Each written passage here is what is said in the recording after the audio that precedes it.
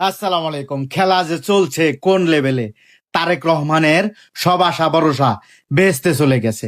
ভারত এবং আন্তর্জাতিক মহল এবং আমেরিকা থেকে চাপ দিয়েছে জননেত্রী শেখ হাসিনাকে সসম্মানে বাংলাদেশে ফিরতে দেওয়া হতে পারে, এবং শেখ হাসিনা যেদিন ফিরবে প্রত্যাবর্তন, সেদিন তাকে সম্পূর্ণ আইনি প্রটোকল দিতে হবে।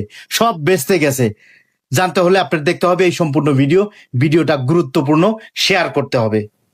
তারেক রহমানের সমস্ত পরিকল্পনা ভেস্তে গেল। রাজনৈতিক বিশেষজ্ঞরা পরিষ্কার জানিয়ে দিয়েছেন, শেখ হাসিনাকে সসম্মানে দেশে ফিরিয়ে আনা ছাড়া এই সরকারের সামনে দ্বিতীয় কোনো রাস্তা খোলা নাই। দিল্লিতে করা শেখ হাসিনার সেই ঐতিহাসিক সংবাদ সম্মেলন পুরো বাংলাদেশের রাজনীতিতে যেন এক ভয়াবহ ভূমিকম্প সৃষ্টি করেছে। যে আন্তর্জাতিক মহল এতদিন নীরব ছিল, দিল্লির 5ই আগস্টের প্রেস ব্রিফিং এর পর সেই ওয়াশিংটন, লন্ডন, প্যারিস আর ব্রাসেলসের ঘুম হারাম হয়ে গেছে।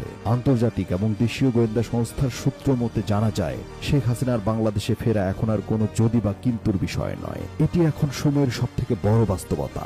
আর সবচেয়ে বড় ধাক্কাটি খেয়েছে বর্তমান সরকার। তারা ভেবেছিল শেখ হাসিনাকে মাইনাস করে নতুন সমীকরণ সাজাবে, কিন্তু বাস্তবতার কঠিন দেয়ালে ধাক্কা খেয়ে এখন তারেক রহমান ও তার মন্ত্রিসভার সামনে একটাই বিকল্প, শেখ হাসিনাকে নিরাপত্তার সাথে দেশে ফিরিয়ে আনা এবং টেবিলে নেগোসিয়েশনে বসা।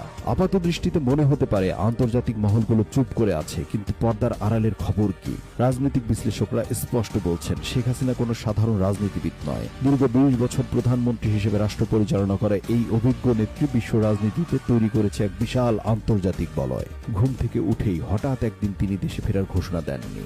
দিল্লিতে ভারতীয় হাই কমিশনারের সাথে রুদ্ধদ্বার বৈঠক থেকে শুরু করে ওয়াশিংটন, লন্ডন ও ব্রাসেলসের সবুজ সংকেত পাওয়ার পরই তিনি টেস্টিং দ্য পাওয়ার্স বা পরিস্থিতি পরীক্ষা করে মাস্টার স্ট্রোক দিয়েছেন।